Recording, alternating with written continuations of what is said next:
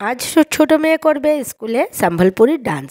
ওর ma'am কালকে আমাকে phone করে বললেন যে ও দ্রিজাকে কি সাজিয়ে দিতে পারবেন সম্বলপুরি সাজে। আমি ভাবলাম সম্বলপুরি সাজ আবার কেমন। তখন ম্যাম আমাকে একটা ফটো পাঠালেন, আর আমিও ইউটিউব দেখে বুঝে নিলাম কীভাবে সম্বলপুরি সাজে সাজাতে হবে। আর আমার একটা পুরনো শাড়ি ছিল, যেটা আমি তেমন আর পরি না এখন, তাহলেও রেখেছিলাম আলমারিতে।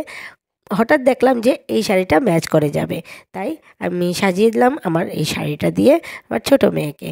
আজ গিয়ে করবে সম্বলপুরি ডান্স। টিফিনের জন্য আনা হয়েছিল ব্রেড।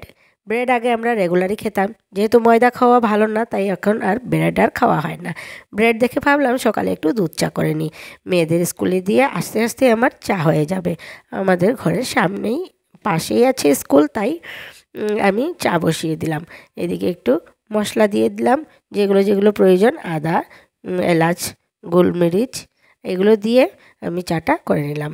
যেহেতু সকাল সকাল একটু চা খাওয়ার সবারই মন থাকে, কিন্তু আজকে ব্রেড থাকায় ভাবলাম একটু দুধ চা করে নিই। আগে তো কতই চা খেয়েছি, কিন্তু এখন চা বলতেও অনেক বড় কথা। কারণ এক তো দুধ চা নিষেধ, তারপর চিনি, আর লুকিয়ে চুপিয়ে আজকে খেয়ে নিচ্ছি। আমার হাজব্যান্ড খুব খুশি হলো যে অনেক দিন পর সকালে তুমি আজকে দুধ চা করলে। আমার হাজব্যান্ড তো সবসময় খেতে চায়, কিন্তু আমিই দিই না দুধ চা সকালবেলা। আর দুজনে মিলে এবার চাটা খেয়ে নিলাম, ভালোই লাগলো। তারপর যার যার কর্মে ব্যস্ত। সকালের কাজকর্মগুলো তো বাকি রয়ে গেছে, মেয়েরা স্কুলে যে বেরিয়ে গেছে, যেহেতু ঘর দূরের তো আর কথা বলেই লাভ নেই। পুরো ঘরই উলটপালট হয়ে আছে, পড়ার টেবিল থেকে শুরু করে, ড্রেসিং টেবিল থেকে শুরু করে, আর বিছানা। এগুলো যতক্ষণ পর্যন্ত না গোছাবো আমার আবার শান্তি মেলে না। আর দেখতে পাচ্ছ পাশ বালিশগুলো কভার আমার দিদি বানিয়ে দিয়েছে। তোমাদের দেখিয়েছিলাম কাপড়গুলো কিনে এনেছিলাম, কিন্তু বানিয়ে আনার পর তোমাদের দেখানো হয়নি। কি সুন্দর হয়েছে না, একটু ডিপ কালার রেখেছিলাম। আর এটা আমার একটা চাদর বিছানার, যেটা দেখো একটু নেট নেট। এটা না মানে হালকা শীতে ভালোই লাগে। এখনও এত শীত পড়েনি যে খুব কিছু ভারী কিছু গায়ে দেওয়া যায়, তাই পাতলা চাদর, তার মধ্যে মাঝে মাঝে এটাতে নেট সিস্টেম করা, ভালোই লাগে। মানে এমন গরম হয় না এটা গায়ে দিতে, একটু হালকা গরম হয়, আবার এদিকে হাওয়াটাও ঢুকে এটাকে অ্যাডজাস্ট করে রাখে। এখন পর্যন্ত এত ঠান্ডা পড়েনি যে একদম খুব কিছু ভারী কিছু গায়ে দেওয়া যায়, তাই হালকা শীতের জন্য আমি এটাকে ব্যবহার করছি। এটা আমি কিনেছিলাম বিয়ের পর 2-3 মাস পরই। আমি আর আমার হাজব্যান্ড একবার গিয়েছিলাম একটা কাপড়ের দোকানে, মানে করিমগঞ্জে যখন আমরা বাড়িতে থাকতাম, তখন পাটুয়া ব্রাদার্স বলে করিমগঞ্জে একটা দোকান ছিল, এখনও আছে, সেটাতে গেছিলাম। তারপর ওরা আমাদের একটা দেখালো চাদর, বলছে যে দেখো হালকা শীতের বা বৃষ্টির দিনে গায়ে দিতে পারবে, তোমাদের যদি ভালো লাগে নিয়ে নাও। তারপর আমরা নিয়ে নিলাম, একদম কম দামেই খুব সুন্দর একটা জিনিস, আর এখন পর্যন্ত আমরা এটা ব্যবহার করছি। এবার আমি পুজোর সময় যখন বাড়িতে গেলাম তখন এই চাদরটা নিয়ে আসলাম, যে 4 জন মিলে আমরা হালকা শীতে এবার গায়ে দেবো। কারণ বাড়িতে তো আর তেমনভাবে বেশি যাওয়া হয় না, খুব কমই যাওয়া হয়।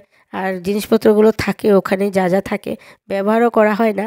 দিনের সাথে সাথে তো জিনিস নষ্ট হয়েই যাবে, তাই ভাবলাম এবার এটাকে নিয়ে যাই। তাই আমরা এটাকে নিয়ে আসলাম। আর দেখতে পাচ্ছ বই থেকে শুরু করে সাজার জিনিস সব কিছু একদম এলোমেলো। যদি এগুলোকে না গোছাই তাহলে আমার দুপুরের কাজটা ধরতে ভালোই লাগে না। সকালে কাজের সাথে ঘর গোছানোটাও আমার একটা রুটিন। তারপর তো সারা ঘর একদম উলটপালট, সেগুলোকে সবগুলোকে গোছালাম। যতক্ষণ পর্যন্ত ঘরটা না গোছাবো আমার সকালে কাজকর্মগুলো যেমন মনে হয় শেষই হয়নি। তাই চটজলদি করে আমার মানে ঘরটাকে গুছিয়ে নিতে হয়। বড় মেয়ের টেবিলটা, ছোটো মেয়ের টেবিলটা একদম মানে আগোছালো করে রাখে ওরা। ওদেরকেও কিছু বলে লাভ নেই, 8টার ভেতরে ঘুম থেকে উঠে রেডি হয়ে খাবার দাবার খেয়ে বেরোতে হয়। ওদেরও কিছু করার নেই, ওরা যে যায় আমার ভরসায় চলে যায়, যে মা করে নেবে। তারপর সকালে সব কাজকর্মগুলো গুছিয়ে নিলাম। আর এদিকে আমার হাজব্যান্ড মাছ নিয়ে এসে পড়েছে। মাছটা একটু বেশিই ছিল, তাই ভাবলাম একটা মাছ করে দিই সকালে, তাহলে খেয়ে অফিসে চলে যাবে। তাই একটা মাছ আমি রান্না করে নিলাম তাড়াতাড়ি করে। আর দুপুরের জন্য সবজিগুলো কেটে নেব এবার। এনেছে লাউ, তার সাথে এনেছে কুচো চিংড়ি, আর এনেছে কই মাছ, যেটা আমি আজকে বেশি রান্না করব না, কারণ মাছ অনেকটাই হয়ে যাবে। তাই চিংড়ি দিয়ে আর লাউ দিয়ে আমি তরকারিটা করে নেব। আর এদিকে কচু চিংড়িটা আমি একটু হালকা ভাজা ভাজা করে নিলাম। তারপর দিয়ে দিলাম এটাতে ফোড়ন, সাদা জিরে, কালো জিরে আর শুকনো লঙ্কা ফোড়ন দিয়ে আমি লাউটাকে হলুদ, নুন, কাঁচা লঙ্কা দিয়ে আমি ঢাকা দিয়ে দিলাম। তারপর লাউটা মজে যাওয়ার পর দিয়ে দিলাম চিংড়িগুলো, আর এটাতে ধনেপাতা আর একটু চিনি ছিটিয়ে এবার নামিয়ে নেব। লাউটা এখনও এত বেশি ভালো হয়নি, তার জন্য জল হয়নি লাউটাতে, আর একটুখানি জল জল থাকতো। যদি সেদ্ধর সাথে জল বেরোতো তাহলে লাউটা খুব ভালোই লাগতো। এমনিতে খেতে সময় খুব খারাপ লাগেনি, ভালোই লেগেছে। মানে আমি বলছিলাম যে লাউয়ের সিজনটা এখনও ভালো করে আসেনি, যে সিজনে লাউটা খুব ভালো হয়। আর তারপর এদিকে আমি কালো জিরে ফোড়ন দিয়ে একটু ডাঁটা আর আলু সাঁতলে নিলাম। তার সাথে মশলা মাখানো পুঁটি মাছগুলো এপিট ওপিট করে মশলার সাথে আমি কষিয়ে নিলাম।